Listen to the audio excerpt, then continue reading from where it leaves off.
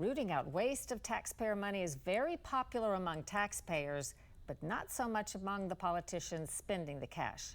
Lisa Fletcher reports from Massachusetts on a budget-conscious Democrat who's fallen out with some in her own party over her commitment to audit the books. In the birthplace of the American Revolution, history is everywhere. So are traditions, like liberal progressive politics. The state last voted for a Republican president in 1984, when Ronald Reagan was reelected. Thank you. At the Massachusetts state legislature, here on Boston's Beacon Hill, Democrats have been in charge since 1959. Now, one Democrat is trying to shine a bright light on this one-party government machine, and it's causing waves. Very much so. I do believe that absolute power corrupts absolutely, and we do have a corrupted system. Diana DiZoglio is the state's elected auditor. Her job? Hold state government accountable. That 72% figure, it's important. We'll come back to it. Does any part of state government get regularly examined for how it's spending its money?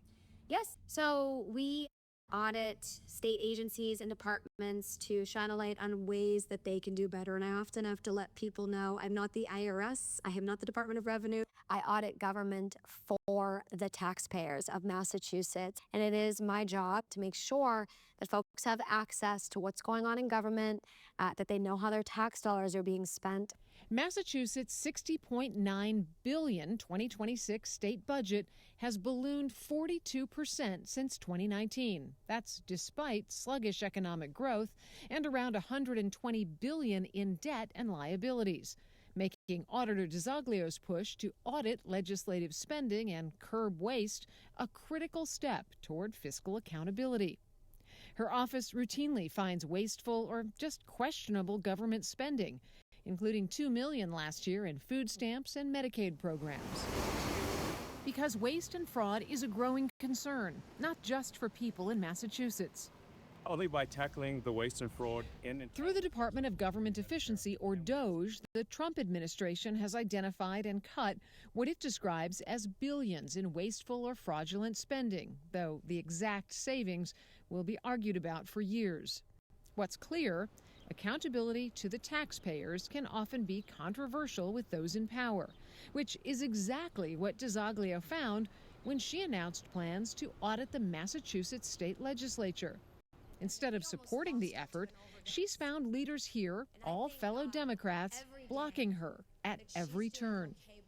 I think most of us are wondering, what are you hiding? I mean, if you can't take a basic audit, even of your financials or your state contracts, what is it that you're hiding? You know, our office finds challenges in most agencies and departments that we audit because humans and not robots work in these agencies and departments, so mistakes happen. But what's happening here is we have the most powerful politicians in Massachusetts saying essentially nothing to see here, and an audit for thee but not for me, refusing to open up about how they're spending our taxpayer dollars. Democratic Party leaders who control the state assembly say an audit risks the separation of powers enshrined in the Massachusetts Constitution. We operate independently, and we're judged on what we do. I don't need someone with a political agenda who's in the executive branch passing judgment on me. Frustrated but not defeated, last year DiZoglio took her audit idea to the people in a ballot question.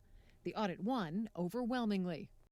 Hey Massachusetts, I want to say thank you so much for voting yes on question 1. You asked the question yourself, what do they have to hide? You were in the state legislature for 4 years. You kind of have an insider's view to how things operate here. What do you suspect? I think that there's really a lot to be concerned about right now. What are they hiding? Is it financial mismanagement? Is it misappropriation of state taxpayer dollars?